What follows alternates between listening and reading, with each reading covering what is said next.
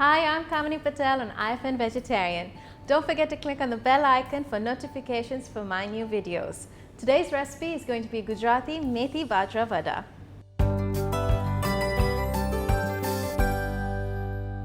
So first I start by adding 1 cup Bajri flour and half that amount of whole wheat flour. About 2 teaspoons of minced garlic, 3 tablespoons of white sesame,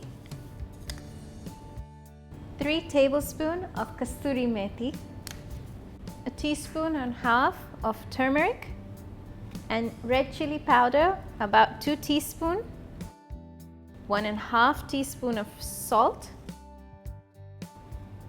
and last but not least, to make it really Gujarati, 2 tablespoons of Castor Sugar.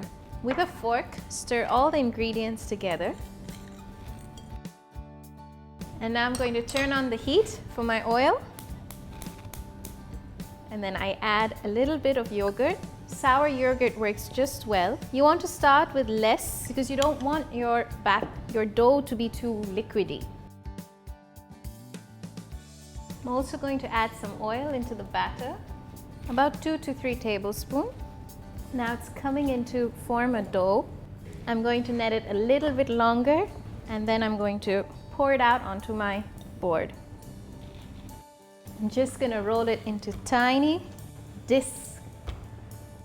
You don't even need a roller for it.